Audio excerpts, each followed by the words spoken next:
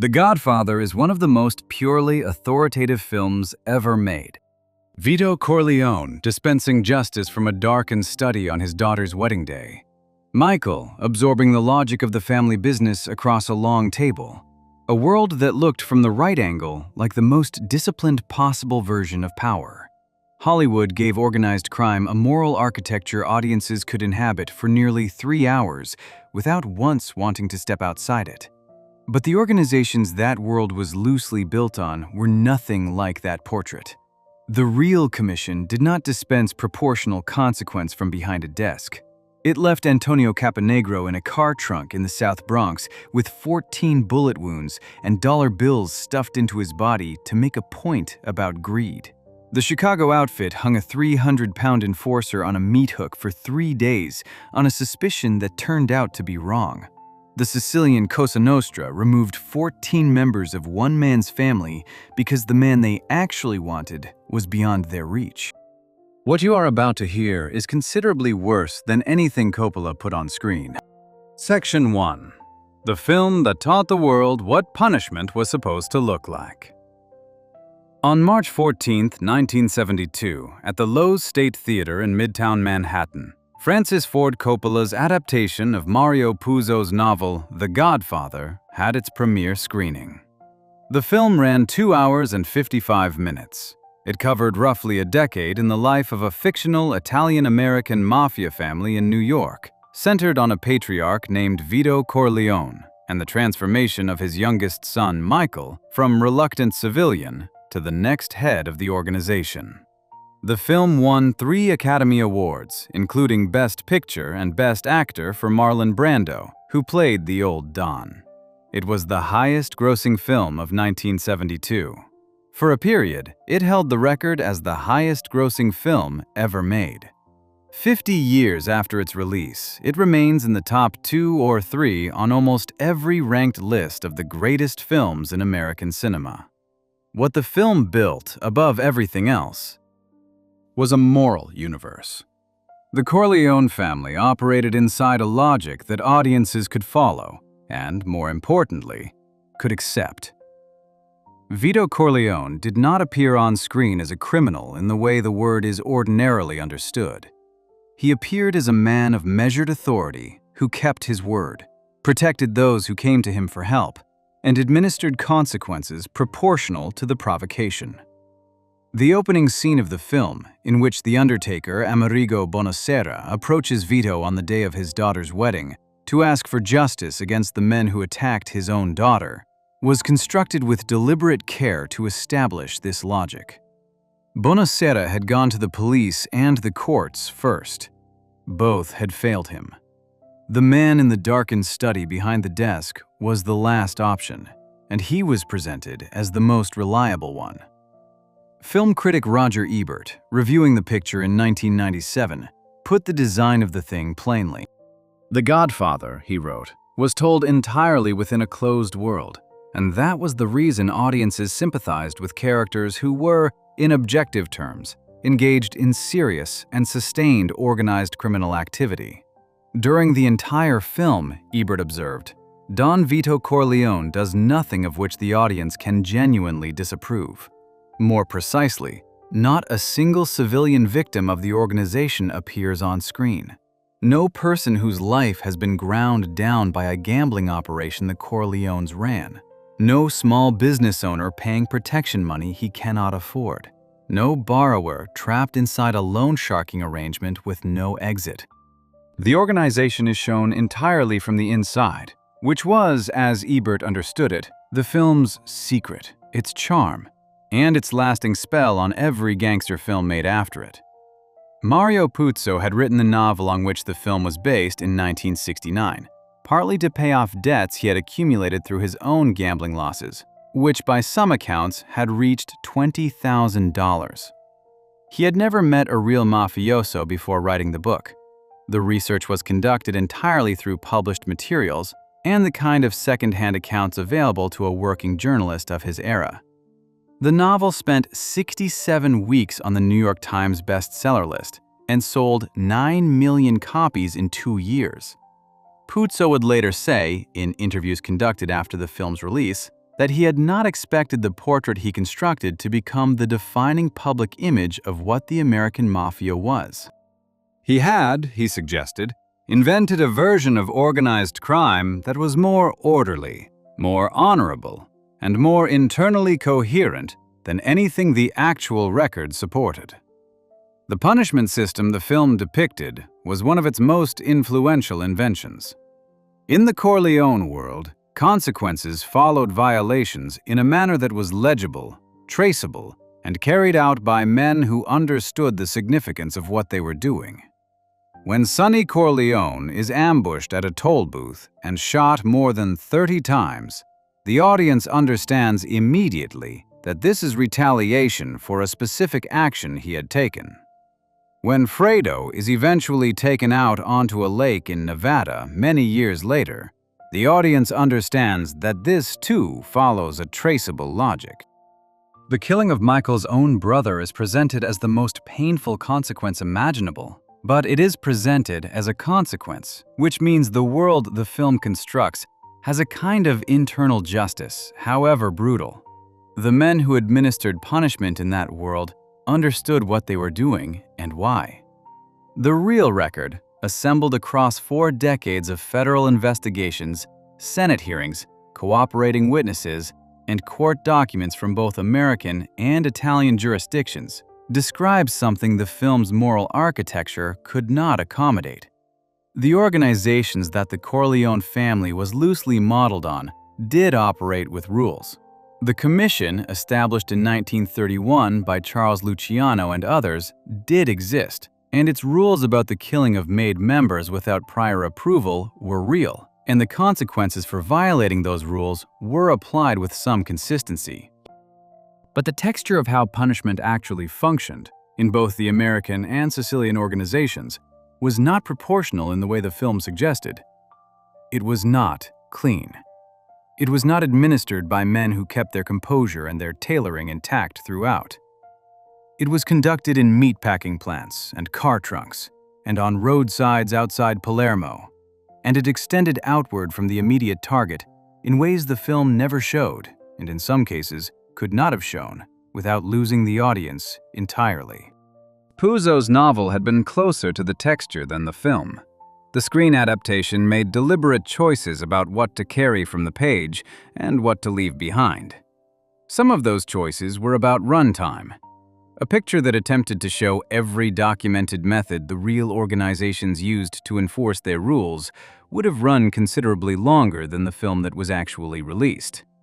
Most of those choices, though, were aesthetic. The film was built to make the audience feel the appeal of the life before it showed them the cost. And the cost, when it arrived, was made to feel inevitable and even noble. What was outside the frame was the part that was neither. The Corleone punishment system was built on proportion and restraint. The man who understood none of those limits was Antonio Caponigro, whose body was found on April 18, 1980, in a car trunk in the South Bronx, with 14 bullet wounds and dollar bills stuffed into the cavities of his body. Section 2. The Rules. The Commission, and what happened the night the consigliere got it wrong. Angelo Bruno had been the boss of the Philadelphia crime family since 1959. He was 69 years old on the night of March 21, 1980.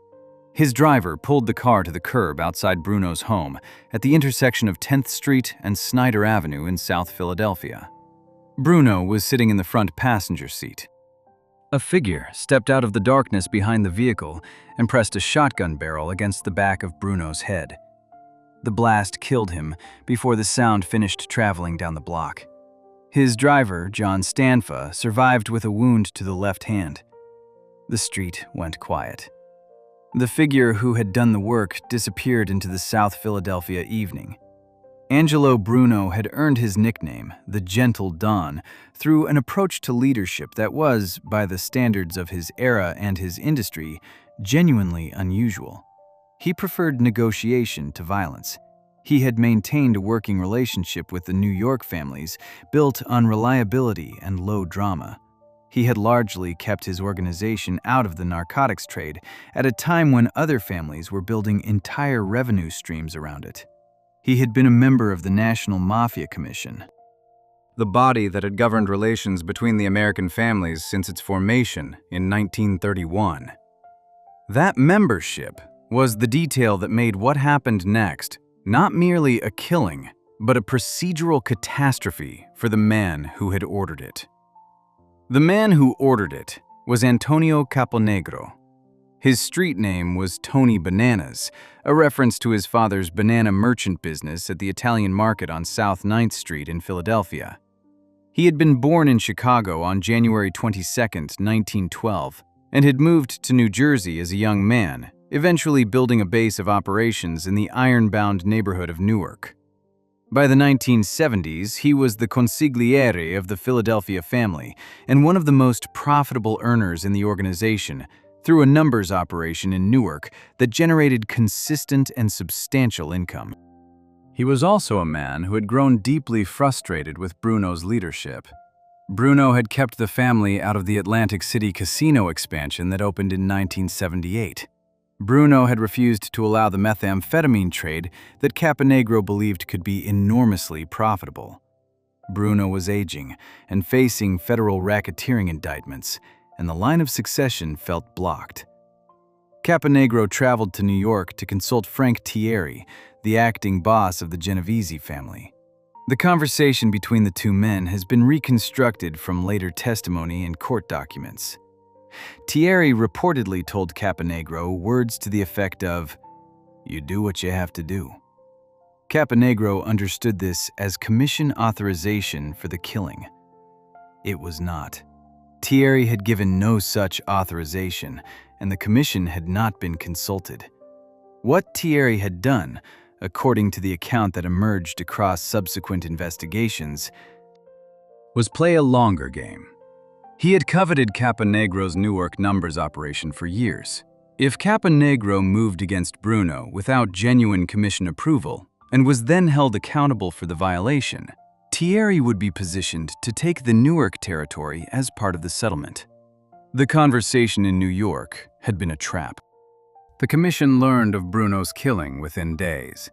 The rules that Charles Luciano had codified in 1931 were unambiguous on the relevant point. Killing a commission member without prior authorization from the commission itself was the gravest possible violation of the organizational structure. It was not a matter that could be explained away or renegotiated after the fact. It carried an automatic consequence. Caponegro was summoned to a meeting in New York. He arrived believing, apparently, that the meeting might offer him some opportunity to explain his reasoning and present Thierry as the source of the authorization he had believed he was acting on. When he identified Thierry in the room and tried to do exactly that, Thierry denied the conversation had ever taken place. The commission members present ruled that Caponegro had killed a commission member without authorization. The ruling meant one thing. On April 18, 1980, 28 days after the killing of Angelo Bruno on Snyder Avenue, Caponegro's body was found in the trunk of a car in the South Bronx. He had been beaten. He had been stabbed. The coroner documented 14 bullet wounds and knife wounds across the body. His killers had stuffed dollar bills into his mouth and his body cavities.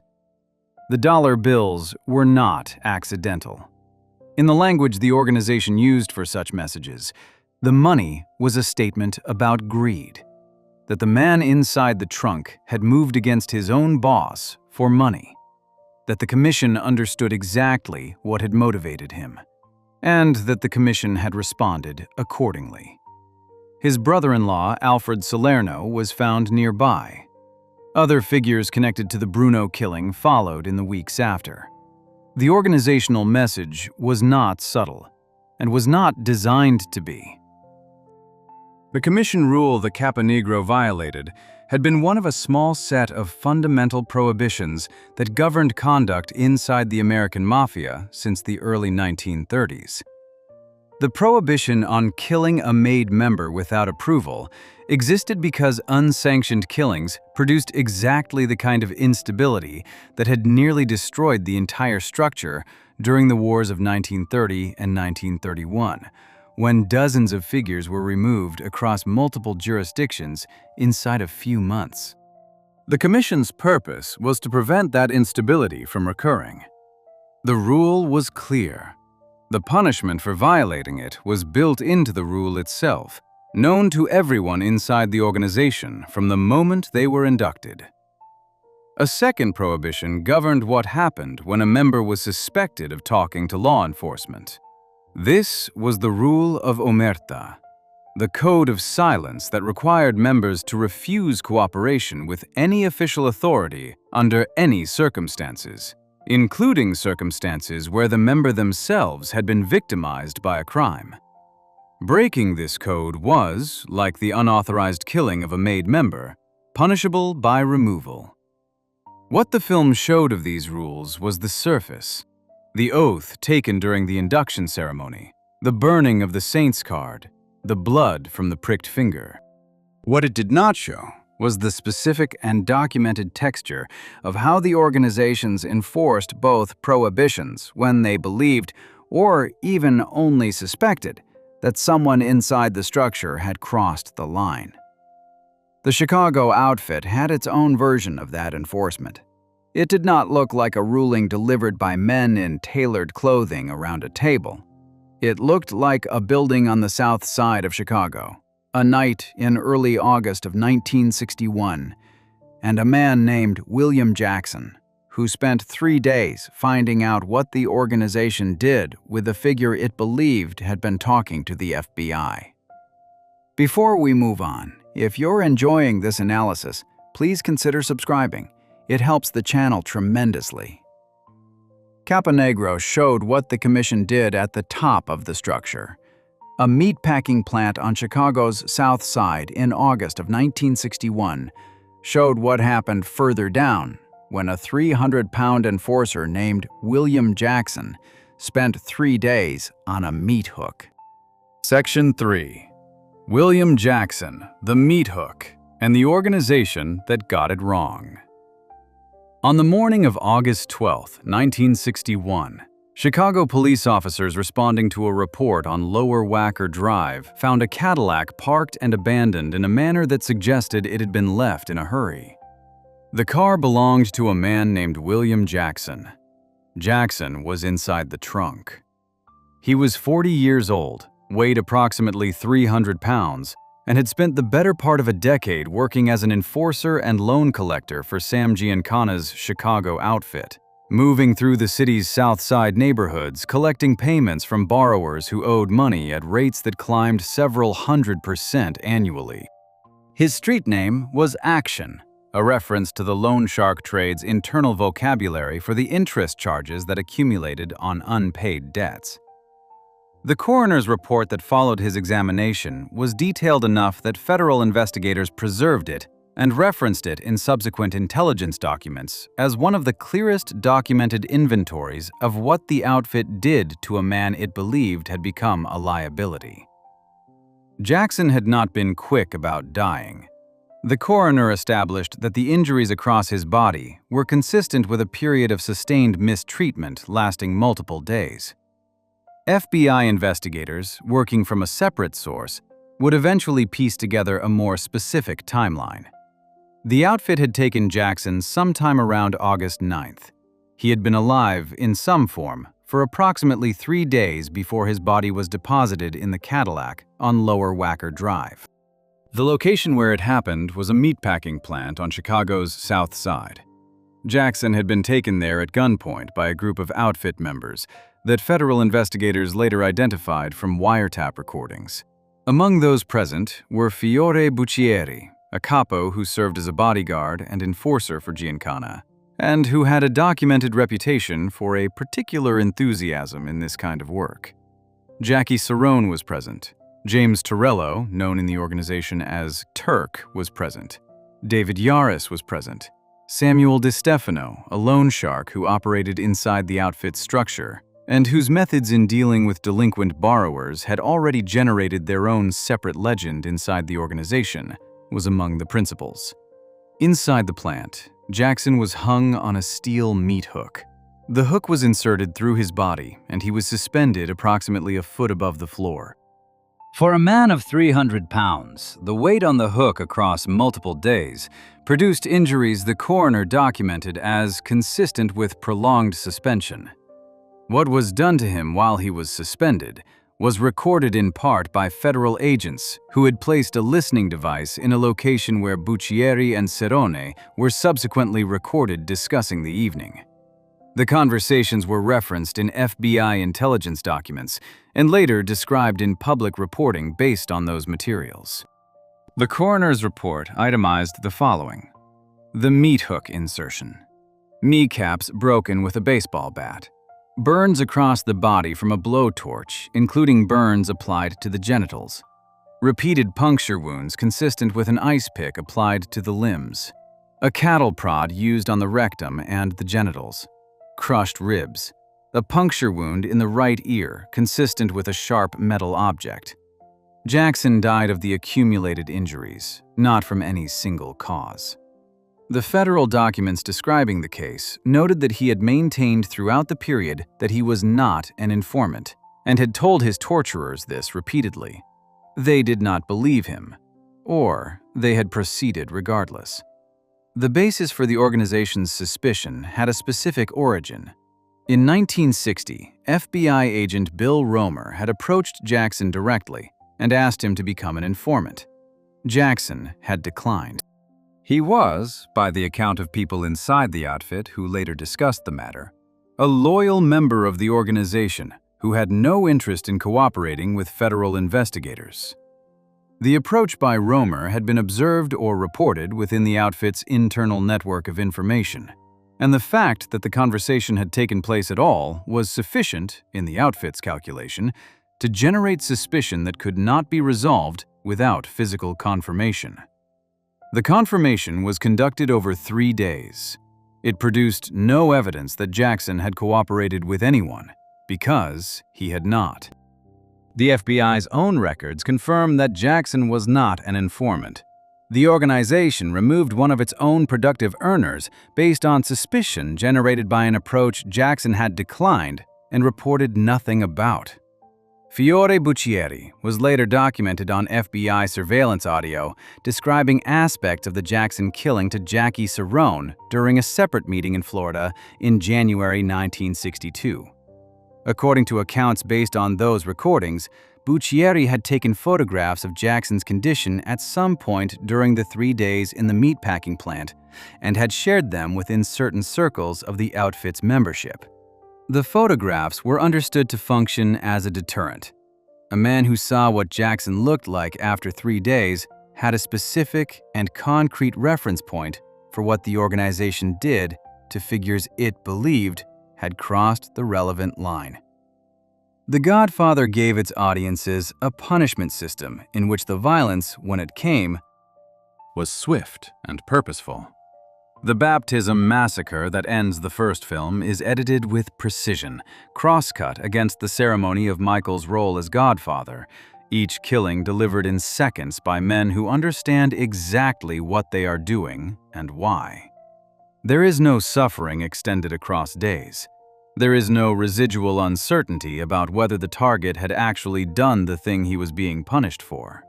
The film's version of organizational punishment has the quality of a machine operating within its own logic. The 3 days in the meatpacking plant on Chicago's South Side produced no information, confirmed no guilt, and removed a man the outfit then quietly acknowledged had probably been innocent of what they had suspected.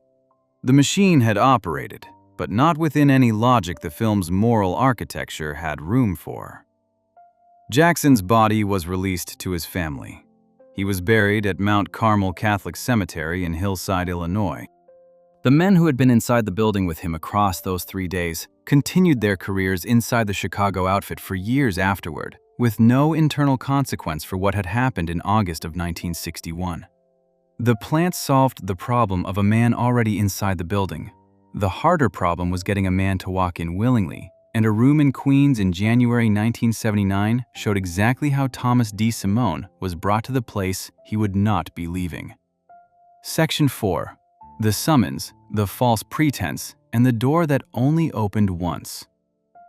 There is a version of how the American Mafia settled its internal accounts that the film made famous, and it runs roughly like this. A decision is reached by the appropriate authority.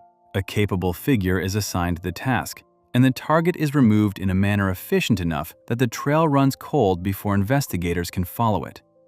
The version is not entirely wrong. What it leaves out is the operational problem that every such removal required the organization to solve first, which was getting the target into a position where the work could be carried out. A man who has reason to believe he is in danger does not walk into a room because someone called and told him a meeting was scheduled. The organizations that operated across the American cities for most of the 20th century understood this problem and developed a consistent solution for it. The solution was trust. The mechanism worked the same way across documented cases from multiple cities and multiple decades. The target was contacted by someone he had no reason to distrust, often a figure inside the same organization, sometimes a figure whose relationship with the target was specifically close. The nature of the meeting was described in terms that gave the target a reason to attend without alarm. Business to discuss, a territorial question that needed settling, an opportunity being offered, an induction ceremony the target had been waiting years to receive. The target arrived because the call had come from the right person and the reason given was plausible, and nothing about the arrangement had produced any signal that required caution. Thomas DeSimone arrived at an unmarked location in Queens on the evening of January 14, 1979, believing he was about to be formally inducted into the American Mafia as a made member. He was 28 years old. He had spent 13 years inside Paul Vario's crew in East New York, committing serious offenses including multiple killings, waiting for the call that would formalize his position inside the structure. The call came in the days after the Lufthansa heist at Kennedy Airport, which had produced what was at the time the largest cash robbery in American history. DeSimone had been inside the entry team. The timing of the supposed induction made it look, from where he was standing, like a reward for the work. What DeSimone did not know, and what has been established through Henry Hill's testimony and the accounts of others inside the Vario operation during that period, was that Paul Vario had already given permission for his removal. The Gambino organization had been building its case for 9 years. In June of 1970, DeSimone had ended the life of William Bentvina, a formerly inducted Gambino soldier, at a bar in South Ozone Park, following a remark Bentvina had made at his own welcome home party about a shoe shine job DeSimone had held as a teenager. The killing had been unauthorized. Under the commission rules that had governed the structure since 1931, the unauthorized killing of a made member carried an automatic death sentence for whoever had carried it out. The Gambino organization had waited for proof they could present to Vario, and when the proof arrived, they presented it and asked for permission to move. Vario agreed. His own son Peter was reportedly involved in bringing DeSimone to the location. DeSimone walked into a room he had been told was the beginning of something and found it was the end. His body was never recovered. His wife reported him missing the following day. He was declared legally dead in 1990. The induction ceremony, the ceremony he had been waiting for since he was 15 years old, was the mechanism through which the men who had decided he needed to be removed got him into a room without having to chase him down a street or take him somewhere he would have resisted going. Antonio Caponegro's summons to New York after the killing of Angelo Bruno operated on a similar logic. He was called to a meeting. The meeting was framed as an opportunity to explain himself, to present his reasoning, to identify Frank Thierry as the source of the authorization he had believed he possessed. He attended because he believed the meeting gave him a chance to survive what he had done. The men who summoned him understood that this belief would bring him to the table. He arrived. Thierry denied the conversation that Caponegro believed had authorized Bruno's killing. The commission ruled on the violation. Caponegro was found in a car trunk in the Bronx the same day. The pattern appears in documented cases across the Philadelphia, New York, Chicago, and New England families through the 1960s, 1970s, and 1980s, with enough consistency that federal investigators began treating it as a standard operational signature. The figure to be removed was almost never informed in advance of what the meeting was actually for. The person making the call was chosen specifically because the target had no reason to distrust them. The location was chosen to be plausible and familiar. The pretense was chosen to be compelling enough that the target's calculation about whether to attend would come out on the side of attending. The Godfather gave its audiences a version of this mechanic in the scene where Michael Corleone arranges to meet the corrupt police captain McCluskey and the rival boss Sollozzo at a restaurant in the Bronx. But the scene is constructed from Michael's perspective, with the audience knowing what is coming and watching him manage the tension of carrying out something he has never done before. The target in that scene, Sollozzo, has no idea what the dinner is actually for. The film focuses on the perpetrator. The documented record, across the real cases, focuses on the same moment from the other direction. The figure who received the call, who had no reason to distrust the person making it, who dressed for a business meeting or a ceremony and walked into a room that only opened from one side. Before we move on, if you're enjoying this analysis, please consider subscribing. It helps the channel tremendously. The false summons exploited years of trust built inside a closed world. In Sicily, when the target was already talking to a judge in Palermo, the answer was 14 people removed across 3 years, beginning with 2 sons who vanished on September 11, 1982. Section 5. Tommaso Buscetta, the boss of 2 worlds, and the 14 who paid for his silence. Breaking. On July 13, 1928, in the Calza district of Palermo, the youngest of 17 children was born into a glazier's family in one of the poorest neighborhoods in a city that had been producing men for the Sicilian Mafia since the middle of the 19th century. His name was Tommaso Buscetta. He joined the Mafia at 17, working initially in cigarette smuggling through the Porta Nuova Mandamento, the territorial unit that governed his section of Palermo. By the late 1950s, he had built connections stretching from Sicily to the United States to Brazil, earning a nickname that reflected the geography of his operation. The men inside the organization called him the boss of 2 worlds. He held no title above soldier. The nickname was an acknowledgement of the reach he had built across 2 continents, while remaining, on paper, one of the lower-ranking members of an organization that kept its most significant figures invisible by design. He married 3 times. He was briefly suspended from the Mafia for abandoning his first wife, adultery apparently registering as a more serious internal violation than the multiple killings he had participated in across his career. He underwent plastic surgery and vocal cord surgery in the early 1970s while building a drug trafficking network in Brazil. He was arrested by the Brazilian military government in November of 1972, extradited to Italy, and sentenced to 8 years for drug trafficking at Palermo's Ucciardone prison. He was granted conditional release in February of 1980 and immediately fled back to Brazil, having watched the internal war beginning to build inside Cosa Nostra under Salvatore Rina's Corleonese faction, and understanding what that war was going to mean for figures associated with the opposing clans. The war Rina prosecuted across Sicily between 1981 and 1983 was a systematic elimination of an entire layer of Sicilian Mafia leadership. The Corleonesi moved against the Palermo families allied with Stefano Bontade and Salvatore Inzerillo, killing both bosses and then working outward through the structures beneath them.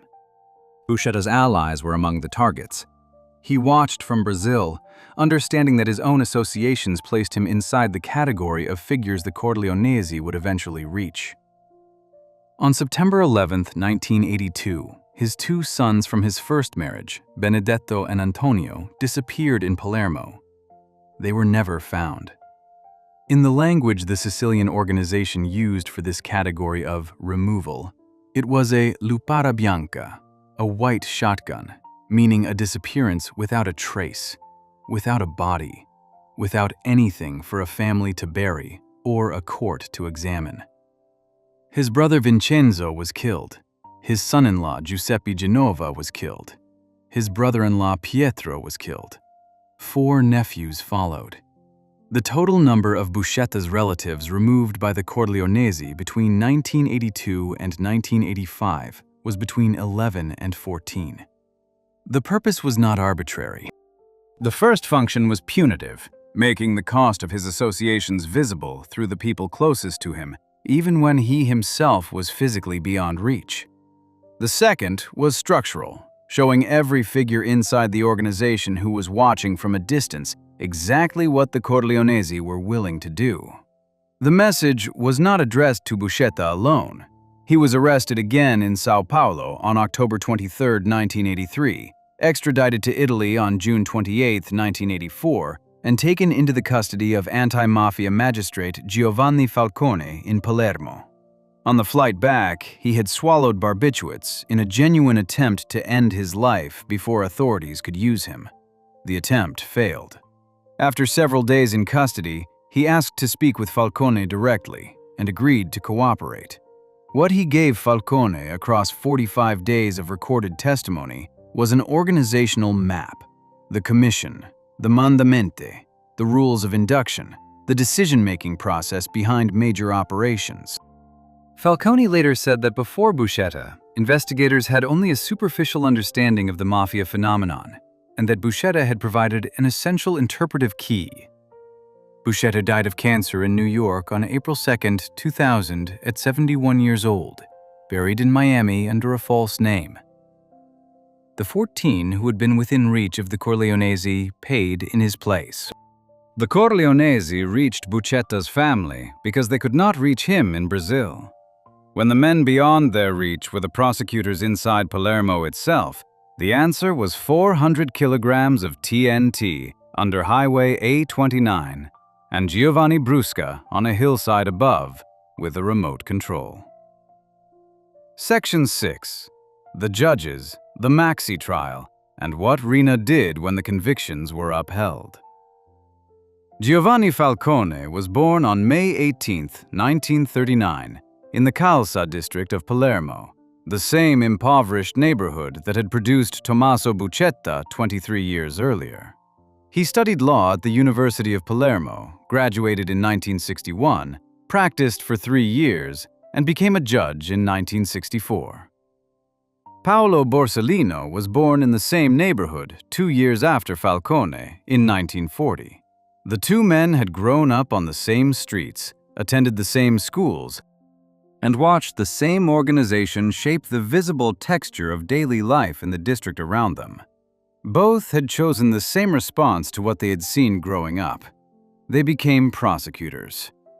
By the late 1970s, both were working inside the Palace of Justice in Palermo, building cases against an organization that had been operating in their city since before either of them was born.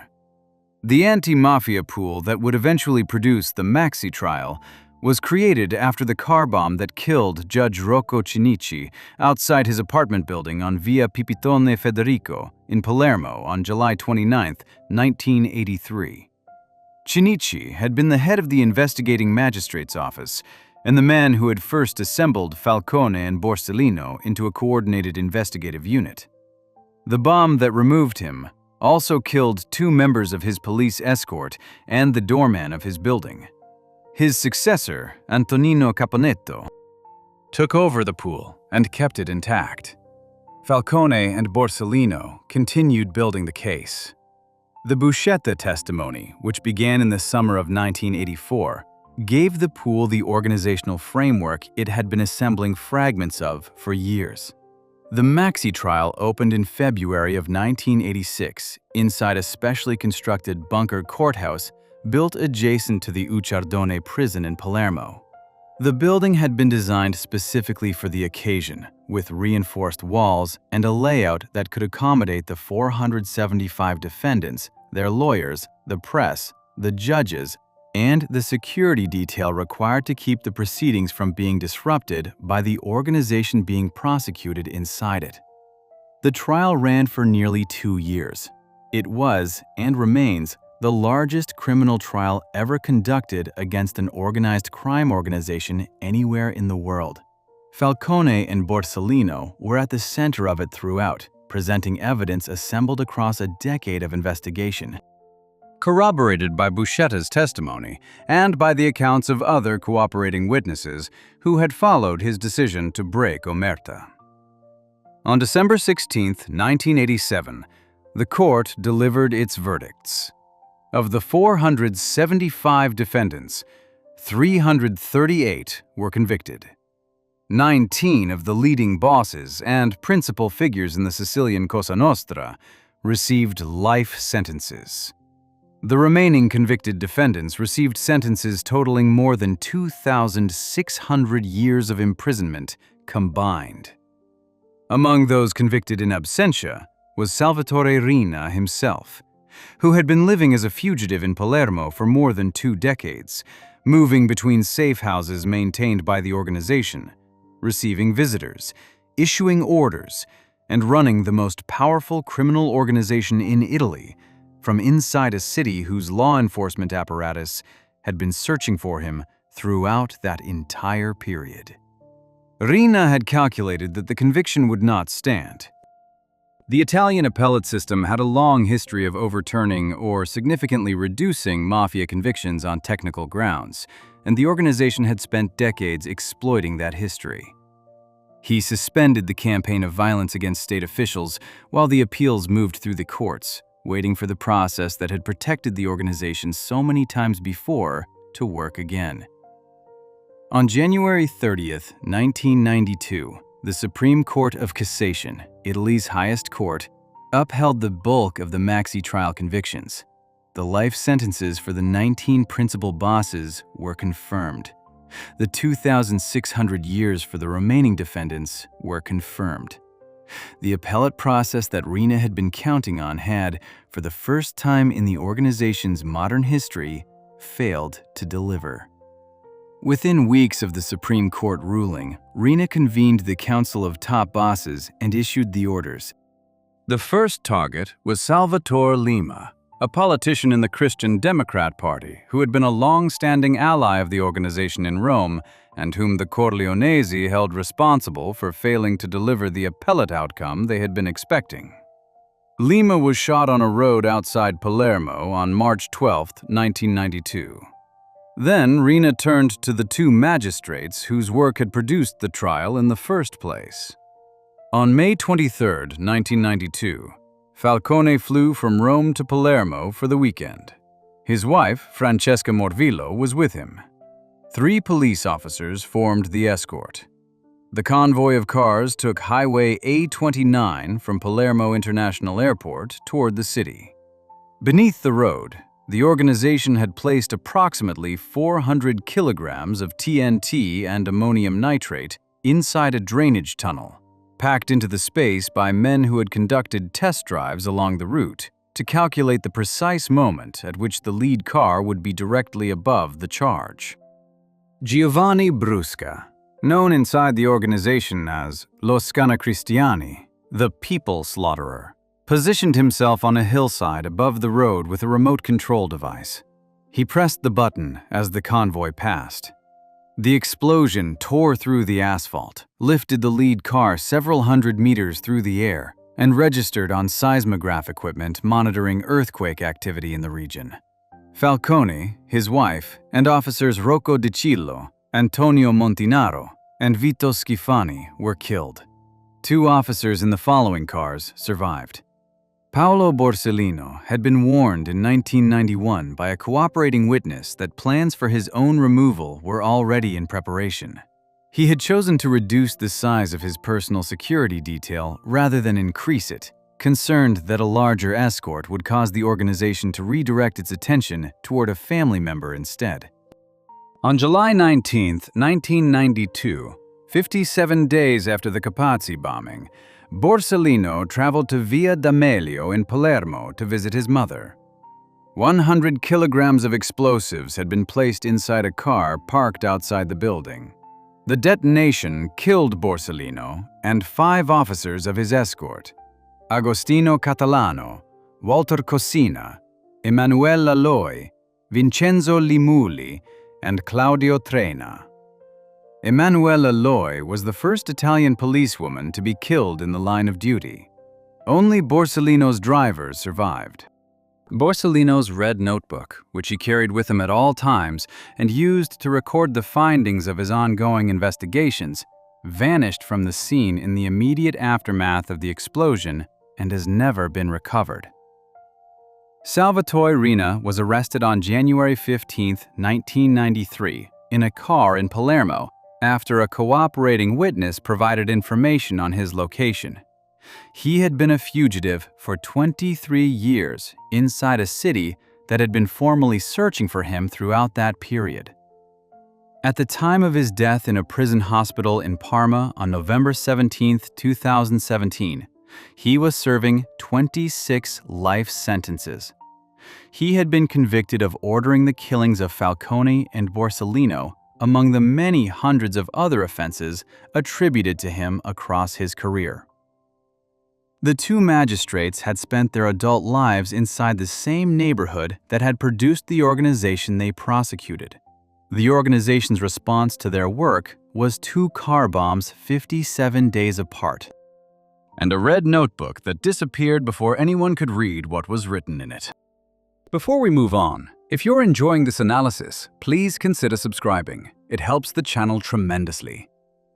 The Sicilian organization answered the Maxi trial with explosives powerful enough to register on earthquake monitors. The American organization faced its own version from inside, when the sitting underboss of the Gambino family, Salvatore Gravano, agreed in November 1991 to testify against his own boss. Section 7. Sammy the Bull, the wiretap, and the underboss who decided the boss had already betrayed him. First, on March 12, 1945, in the Bensonhurst neighborhood of Brooklyn, a boy was born into a working-class Sicilian-American family that had no particular connection to organized crime. His name was Salvatore Gravano. He grew up small, dyslexic, and frequently in trouble at school, a combination that pushed him toward the streets rather than any conventional path through the neighborhood. By his mid-teens, he was running with a street crew in Bensonhurst called the Rampers, accumulating a juvenile record and building the kind of local reputation that eventually attracted the attention of figures operating inside the Colombo family's Brooklyn networks. He became an associate of the Colombo organization in his early 20s, before transferring his affiliation to the Gambino family, where he attached himself to a capo named Salvatore Aurello and began the slow climb through the structure that would eventually place him at the top of the most powerful mafia family in America. His nickname was Sammy the Bull. It had been given to him by a figure inside the organization who observed the manner in which he moved toward confrontation rather than away from it, a quality that made him useful in specific situations, and that the Gambino family found consistent employment for across the late 1970s and the 1980s. By his own later admission, Gravano participated in 19 killings across his career as a Gambino member. The number was not a boast. It was the figure he provided to federal prosecutors as part of the cooperation agreement he entered into in November of 1991. A figure he confirmed under oath across 9 days of testimony in the Eastern District of New York, delivered in what courtroom observers consistently described as a flat, matter-of-fact register that gave the proceedings an atmosphere quite different from the dramatic confrontations the film version of Mafia trials had conditioned audiences to expect. Gravano's rise inside the Gambino organization accelerated after the killing of boss Paul Castellano outside Sparks Steakhouse on East 46th Street in Manhattan on December 16, 1985. Castellano and his driver, Thomas Bellotti, were shot by 4 masked gunmen as they arrived for a dinner meeting. John Gotti had organized the hit. Gravano had been part of the planning and had watched the killings from a car alongside Gotti on the street outside. With Castellano gone and Gotti installed as the new boss of the family, Gravano moved quickly through the remaining hierarchy. He was elevated to capo shortly after the Castellano killing, became consigliere in 1987, and was named underboss in 1988.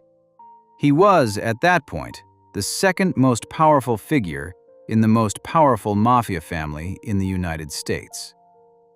The FBI had been building its case against Gotti throughout this period, with an intensity generated partly by Gotti's own public profile, which was considerable.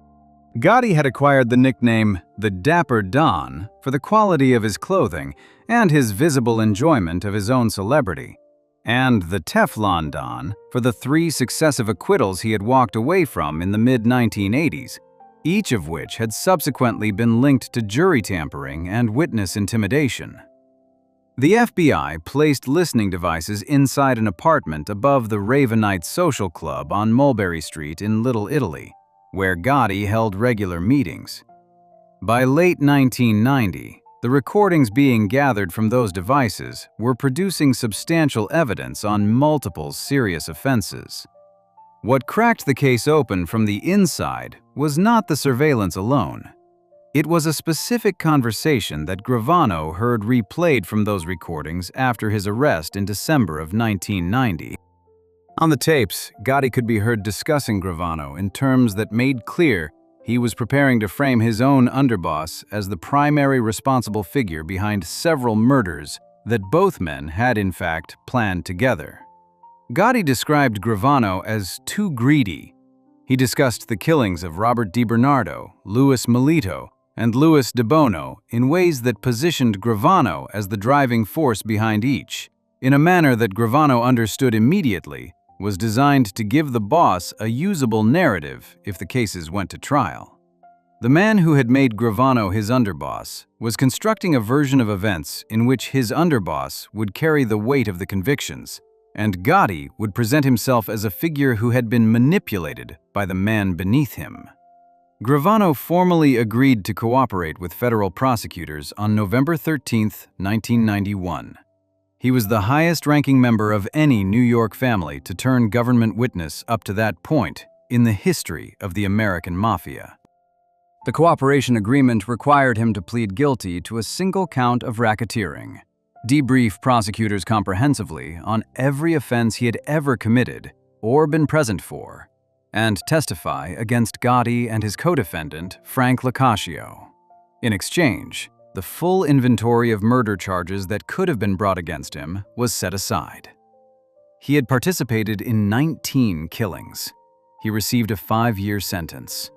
Having already served 4 years awaiting trial, he was released after less than 1 additional year of custody. The trial opened in January of 1992 before Judge I. Leo Glasser in the Eastern District of New York.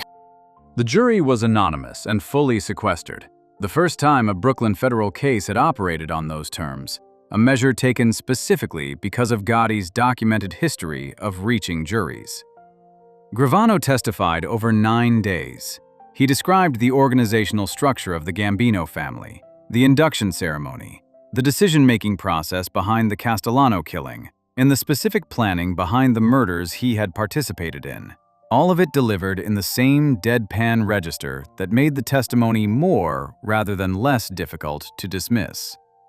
John Gotti was convicted on all counts on April 2, 1992. He was sentenced to life in prison without the possibility of parole and transferred to the United States Penitentiary at Marion, Illinois. He died of head and neck cancer at the Federal Prison Hospital in Springfield, Missouri on June 10, 2002. At the age of 61, he had been inside federal custody for the final 11 years of his life. The organization's response to Gravano's cooperation was not immediate. He was moved to Arizona in 1994 under the Witness Protection Program and exited the program voluntarily in 1995. giving television interviews, and eventually publishing a memoir with writer Peter Maas in 1997. The machine that had been built on the principle that cooperation with law enforcement carried an automatic death sentence had not been able to reach him. What it could do was wait. Gravano's testimony sent Gotti to Marion with a life sentence and no possibility of parole. What Gravano did next, and what eventually collected the accounting the organization had never managed to deliver itself, began in a suburb of Phoenix around 1999 with an ecstasy distribution network moving 10,000 tablets a week. Section 8. Arizona, the narcotics arrest, and the long arm of a machine that never stopped running.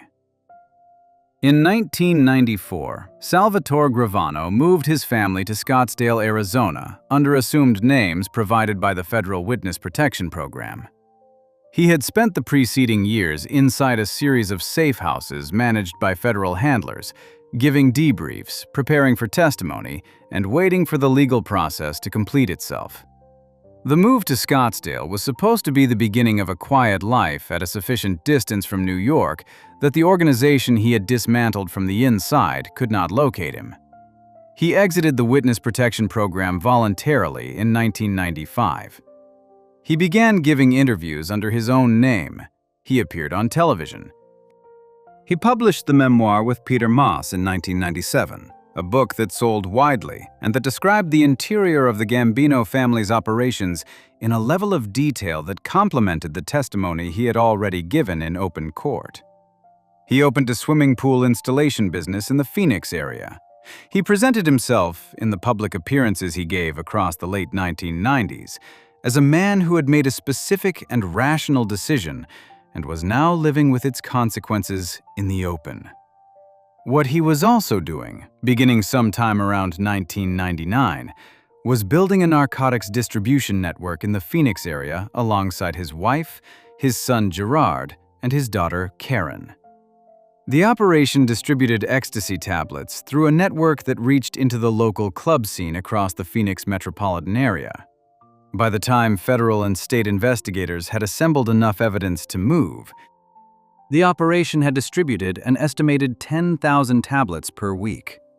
Gravano was arrested in February of 2000 alongside his wife Deborah and his 2 children. He was charged under Arizona state law with narcotics trafficking. The state charges carried a potential sentence of 19 years. A separate federal indictment followed on additional drug conspiracy charges. The arrest produced a specific irony that the coverage of the case noted almost universally. The man who had received a 5-year sentence in exchange for testifying against 19 murders was now facing the possibility of a longer sentence for running a drug operation in the Arizona desert. The federal government, which had structured the original cooperation agreement around the understanding that Gravano would not reoffend, was not in a position to intervene on his behalf a second time. The agreement that had protected him from murder charges in 1992 provided no shelter from a narcotics prosecution in 2000. Gravano pleaded guilty to the Arizona state charges in September of 2001. He was sentenced to 19 years. A federal judge sentenced him separately on the federal drug conspiracy charge, adding time that ran concurrently with the state sentence. He served the bulk of his time at the Arizona State Prison Complex and was released in September of 2017, having spent 17 years inside the Arizona corrections system. He was 72 years old on his release. The Gambino organization had not been able to reach Gravano in Scottsdale or Scottsdale's surrounding suburbs across the years he had lived there openly under his own name. What had reached him was the same appetite for criminal income that had placed him inside the Gambino structure in the first place. The machine had not needed to collect its accounting directly. He had walked back into its logic voluntarily, through a narcotics operation in a state where he had no organizational protection and no institutional knowledge of the law enforcement landscape. Since his release in 2017, he has maintained a public profile through a podcast and regular media appearances, discussing his career inside the Gambino family with a frankness that reflects the fact that the statute of limitations on most of what he describes has long since expired. John Gotti died in federal custody in 2002. Frank Locascio, Gotti's co-defendant, spent decades in federal prison attempting, without success, to have his sentence reduced. The family that Gotti and Gravano had run as the most powerful organized crime organization in America had, by the time Gravano walked out of the Arizona facility in 2017, been reduced to a fraction of the operational capacity it had carried at its peak. Before we move on, if you're enjoying this analysis, please consider subscribing. It helps the channel tremendously. The Arizona narcotics arrest was the machine collecting what it could not collect directly. Next, we close with what all of it looks like placed alongside the film that started the conversation and the distance between the Corleone dining table and the documented record. Section 9. The trials, the convictions, and the full weight of what the testimonies produced. On April 2, 1992, in the Eastern District of New York, Judge Leo Glasser read the verdicts in the case of United States versus John Gotti and Frank Locascio. Gotti was convicted on all counts. The charges included 5 murders, conspiracy to commit murder, racketeering, obstruction of justice, tax evasion, illegal gambling, extortion, and loan sharking. He was sentenced to life in prison without the possibility of parole. He was transferred to the United States Penitentiary at Marion, Illinois, one of the most restrictive federal facilities in the country, where he was held in near isolation for the remainder of his life. The Dapper Don, the Teflon Don, the man who had waved at news cameras outside 3 successive acquittals and whose public profile had made him the most recognizable organized crime figure in America since Al Capone, was gone from the streets permanently at 51 years old. The conviction had been built on the testimony of one man. Salvatore Gravano had delivered his 9 days of evidence in the deadpan register that observers noted throughout, describing murders, planning sessions, induction ceremonies, and the internal mechanics of the Gambino family's decision-making structure with the same flat affect he might have used to describe the layout of a construction site. The federal government's agreement with Gravano had required him to confess to participation in 19 killings. He had done so. In exchange, every murder charge that could have been brought against him was set aside. He received 5 years on a single racketeering count. The arithmetic of that exchange, 19 murders admitted and a 5-year sentence received, produced considerable public commentary at the time, and has continued to produce it in every account of the case written since. The Gambino family did not dissolve after Gotti's conviction. It continued operating under a succession of acting bosses through the 1990s and into the 2000s, diminished in capacity and subject to intensifying federal pressure, but structurally intact, in the way that organizations built across decades tend to remain structurally intact even after their most visible figures are removed.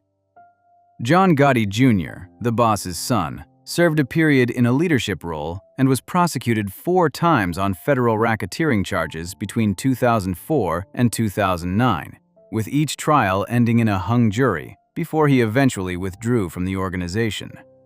The family that had been described at the time of Gotti's takeover in 1985 as generating annual income of $500 million was, by the mid-2000s, operating at a fraction of that scale. The broader picture that Gravano's testimony contributed to was larger than a single conviction. The Mafia Commission trial, which had concluded in November of 1986 with the convictions of 8 of the 11 defendants, including the bosses of the Genovese, Lucchese, and Colombo families, had already demonstrated what the RICO statute could do when applied to the organizational structure rather than to individual offenses. Most of those convicted in the commission trial received sentences of 100 years, the maximum available under RICO at the time. Anthony Corallo of the Lucchese family died in federal custody in 2000. Anthony Salerno of the Genovese family died in federal custody in 1992. Carmine Persico of the Colombo family died in federal custody in 2019, having spent the final 33 years of his life inside the federal corrections system. The RICO prosecutions of the 1980s and 1990s produced a cumulative effect on the American organizations that no single case could have generated alone. Each conviction produced cooperating witnesses who produced further convictions. Each cooperating witness who survived the process without being reached by the organization demonstrated to the next potential cooperator that survival was possible. Joseph Massino, the boss of the Bonanno family, became, in 2004, the first official sitting boss of a New York family to cooperate with federal authorities, agreeing to wear a recording device during conversations with his own successor after being convicted of 7 murders and facing the prospect of a death penalty charge on an 8th. The man who had ordered the 1981 killing of Dominic Napolitano, a Bonanno capo who had allowed FBI undercover agent Joseph Pistone to infiltrate the family for 6 years, was now himself the instrument of federal prosecution against the organization he had led. The punishment system that the American Mafia had built and maintained across the 20th century had rested on 2 foundations. The first was the credible threat that cooperation with law enforcement would be met with removal, either of the cooperator directly or of the people closest to him. The second was the organizational capacity to make good on that threat consistently enough that the calculation every potential cooperator made would come out on the side of silence. The RICO prosecutions eroded both foundations simultaneously. They produced sentences long enough that the calculation changed for figures who were facing the prospect of dying inside a federal facility, regardless of whether they cooperated or not. And they produced enough successful cooperators who survived and remained alive and unharmed that the credibility of the threat, while never entirely eliminated, was no longer the absolute certainty it had functioned as through the middle decades of the century. Joseph Valachi had died in federal custody in Latuna, Texas on April 3, 1971, with a $100,000 bounty on his head that the organization had never been able to collect. Henry Hill had died in a Los Angeles hospital on June 12, 2012, of complications from chronic heart disease. Tommaso Buscetta had died of cancer in New York on April 2, 2000. Buried in Miami under a false name. Salvatore Gravano had walked out of an Arizona prison in September of 2017.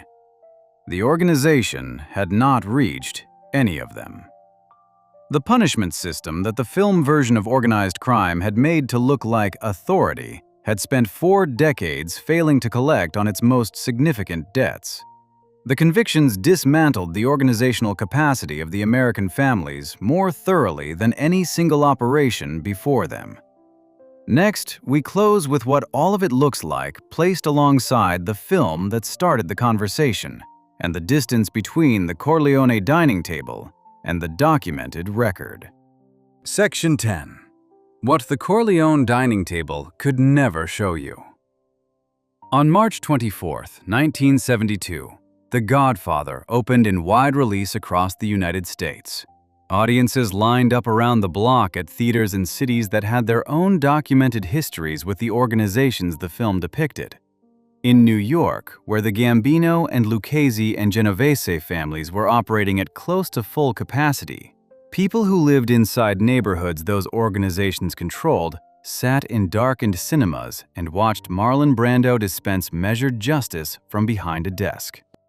In Chicago, where the outfit had been running the city's underworld since the 1920s, audiences watched a version of organizational life that bore almost no relationship to what had happened on the South Side 11 years earlier.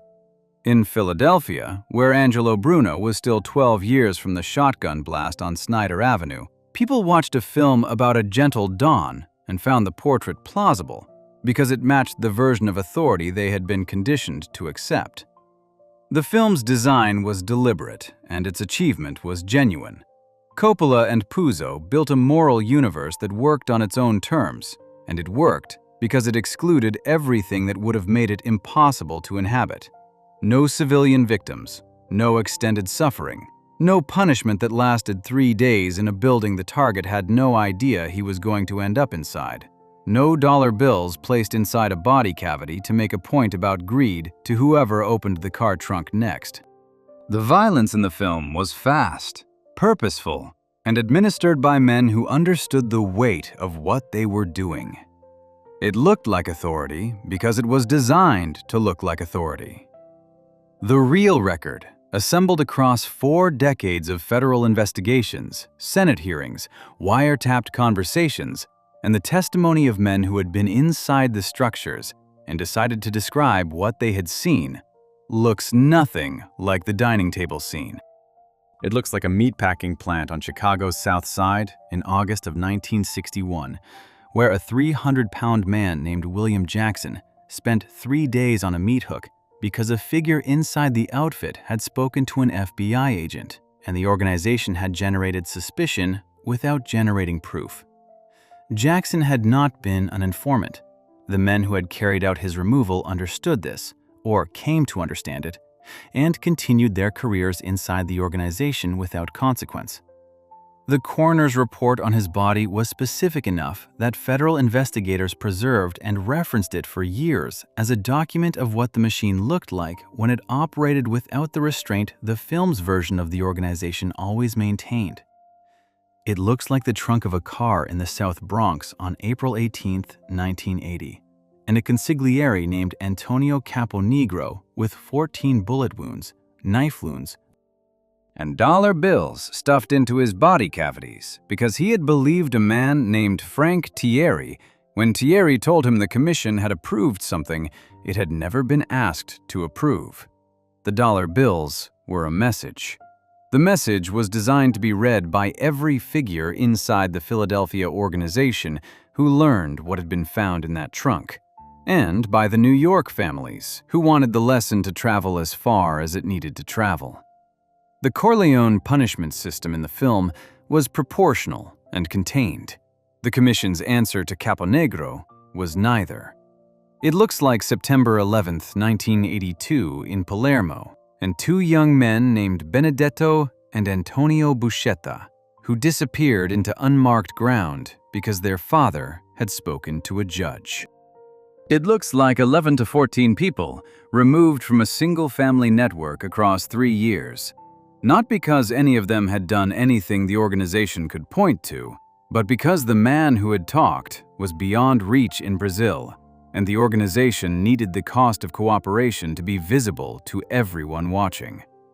The Godfather showed audiences a world in which the family was the thing the organization existed to protect.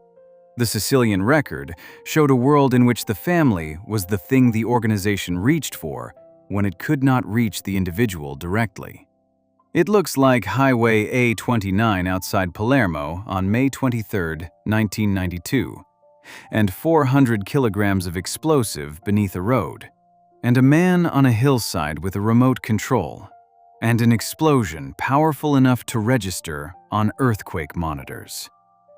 Giovanni Falcone had spent his adult life inside the same neighborhood that had produced the organization he prosecuted. He had known since at least the mid-1980s that the work would eventually produce the answer it produced.